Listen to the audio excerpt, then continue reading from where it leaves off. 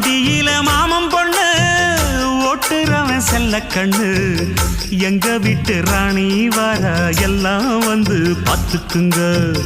பொட்டி வண்டி கட்டிக்கிட்டு பொண்ணு மேல ஒட்டிக்கிட்டு ராணிக்கு தராசா எங்க மாமே வரார் பார்த்துக்குங்க.